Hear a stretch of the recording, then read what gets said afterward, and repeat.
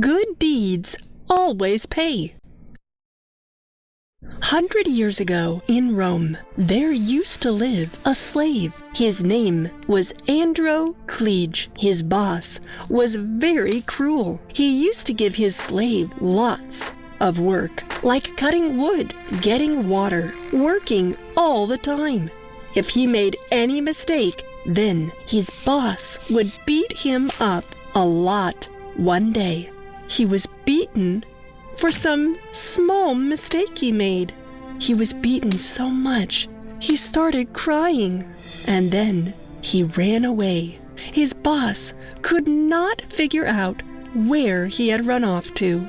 After a while, he reached a jungle, and for some days, he lived in a cave. He used to go out in the daytime to eat fruit and drink water from the river. This was his new life, and that is how many days passed. One day, he came out of the cave to gather some fruit.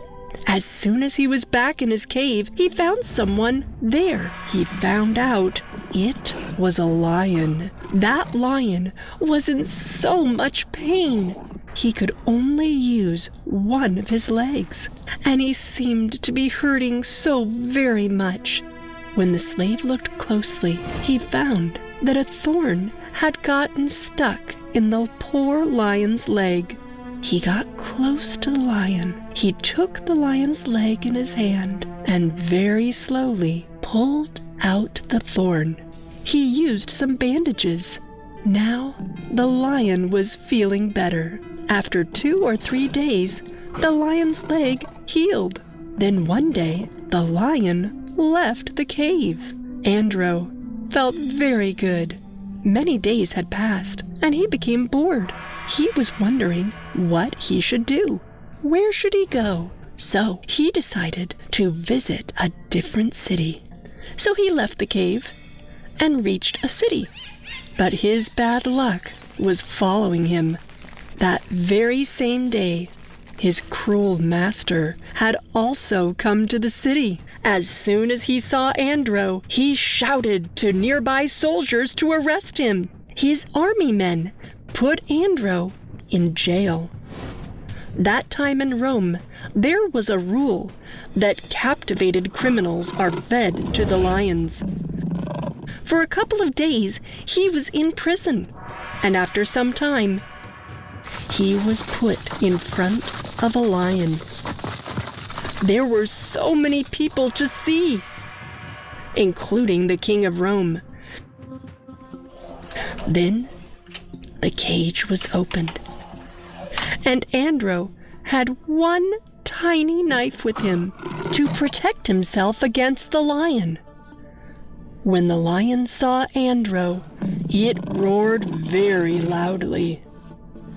It was about to attack Andro, when suddenly the roaring lion realized that he had seen this man somewhere. When it looked closely, it realized that this was the same man who helped him.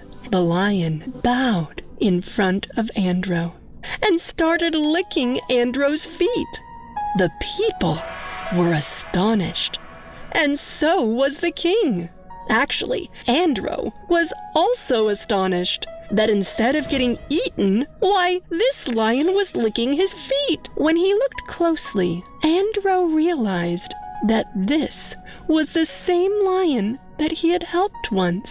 He sat down and started to pet him. The king did not understand. What was he supposed to do now? He asked his guards to get the lion back in the cage and bring that slave to me. They brought the slave to the king. The king asked him, "How is it that the lion did not kill or eat you?" Then Andro told the king that a couple of weeks ago, he had pulled a thorn out of the foot of the lion. And that is why the lion didn't kill him. The king asked him, "Why weren't you scared while you were helping the lion?" Then Andro said, "Why would I be afraid? This lion can't be as mean as my master was."